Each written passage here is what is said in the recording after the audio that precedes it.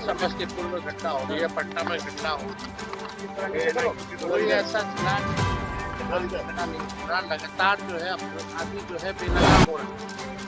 हमारे चेत अवस्था में लाने की अवस्था में भी अब उनसे बिहार करने वाला नहीं है, स्पष्ट है। नमस्कार, मैं अम्बे वर्मा और आप देख रहे हैं इंडिया टीवी न्यूज। तो चलिए आगे बढ़ते हैं कुछ खास खबरों की ओर। नेता प्रतिपक्ष तेजस्वी यादव ने बिहार में अपराध की स्थिति पर चिंता जताई है और मुख्यमंत्री नीतीश कुमार पर निशाना साधा है। उन्होंने कहा कि बिहार में अपराध की स्थिति भयावह हो गई है और अपराधियों को खुलेआम छूट दे दी गई है। तेजस्वी यादव ने कहा, बिहार में अपराध की हालात देख लीजिए। पटना में 5-5 गोलीबारी की घटना हुई है। हालात यह है कि कोई देखने वाला नहीं है। स्थिति बहुत खराब। अपराधियों को खुलेआम सरकार ने छूट दे दिया है। नीतीश कुमार बिल्कुल अचेत अवस्था में है। उन्होंने आगे कहा, हर जिले में व्यापारी वर्ग पर गोलीबारी हो रही है और उनकी हत्या हो रही है। इतनी हत्या और गोलीबारी के बाद भी अपराधी घटना के बाद भी एक भी समीक्षा बैठक नहीं हुई। मुख्यमंत्री नीतीश कुमार को सही जानकारी नहीं दी जा रही। उनका हर लिखाया एक कागज थमा दिया जाता है। उनको उतना ही दिया जाता है जितना वे पढ़ते हैं। तेजस्वी यादव ने नीतीश कुमार के अधिकारियों पर भी निशाना साधा और कहा, अधिकारी नीतीश कुमार को कहते हैं कि किसी भ्रमण में चलिए, घूम लीजिए। वे चले जाते हैं और वापस चले आते हैं। उनका निरीक्षण के नाम पर किसी रोड का और भवन का निरीक्षण करा दिया जाता है। चिराग पासवान ने नीतीश कुमार की मुलाकात पर तेजस्वी यादव से कहा, यह उनका मामला है, वह जाने, हमें इससे कोई लेना देना नहीं है। उन्होंने कहा, बस इन लोगों का काम रह गया है कि लालू प्रसाद यादव को गाली दो, तेजस्वी यादव को गाली दो, बस इतना ही काम इन लोगों का रह गया है। सरकार बार-बार समस्तीपुर में घटना हो रही है, पटना में घटना हो रही है, कोई ऐसा जिला नहीं है जहाँ घटना नहीं हो रहा। लगातार जो है अपराधी जो है बेलगाम हो रखा है। हमारे मुख्यमंत्री जी चेत अवस्था में है, बिहार को चलाने की अवस्था में भी अब उनसे बिहार चलने वाला नहीं है, ये स्पष्ट है।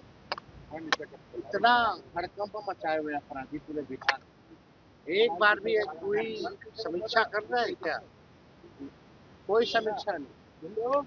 बस सबको अपने चुनाव का टेंशन है, कौन होगा क्या होगा, बस इसी चीज में लोग जो है पड़े हुए हैं। बस अपने कुर्सी के चक्कर में लोग पड़े हुए हैं। एक बैठक बताइए, समीक्षा बैठक अगर इन फिलहाल दिनों में हुई है और लगातार अपराध बढ़ रहा है, अपराध की समीक्षा होनी चाहिए।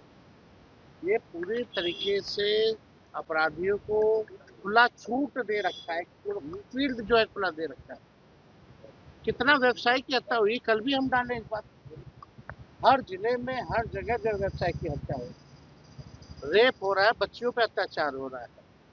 कई जगह तो हम खुद जा करके मिले हैं, लेकिन सरकार का एक व्यक्ति बता दो जो जाकर के पीड़ितों से मिला हो या न्याय दिलाने की बात की हो। हमारे जाने के बाद, पहुंचने के बाद जो है पुलिस जो है एक्टिव होती है, तब जाकर के गिरफ्तारी का एक प्रेस रिलीज जो है जिला में जारी किया जाता है। तो ये बहुत ही भयावह स्थिति है और इसलिए हम कह रहे हैं कि बीजेपी हो, जदयू हो शासन में, इन लोगों को बिहार और बिहारियों से कोई मतलब नहीं। पढ़ाई, दवाई, कमाई, सिंचाई, सुनवाई, कार्रवाई से मतलब नहीं है। शिक्षा, स्वास्थ्य, किसी से कोई मतलब नहीं है। गरीबी से मतलब नहीं, महंगाई से मतलब नहीं, पलायन से मतलब नहीं। केवल दिन रात आके टेलीविजन पर लालू जी को गाली दो, तेजस्वी को गाली दो। एक बयान वो देंगे तो 4 बयान वो मेरे खिलाफ देंगे। इसी में आपस में कंपटीशन लगा हुआ है, इसी में बिहार सरकार चल रहा है। और मुख्यमंत्री को तो ये घटना के बारे में भी जानकारी नहीं होगी। कितना अधिकारी देता होगा उतना ही जानते होंगे, और इस बारे में तो सब हरा हरा कटिंग देते होंगे।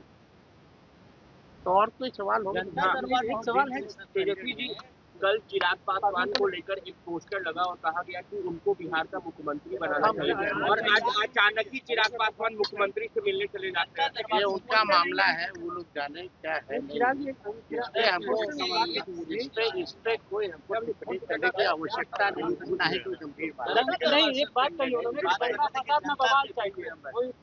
जनता दरबार लगता था बात है। एक बार व्यक्ति कई बार व्यक्ति लेकिन उसका काम भी पूरा नहीं हुआ, ये भी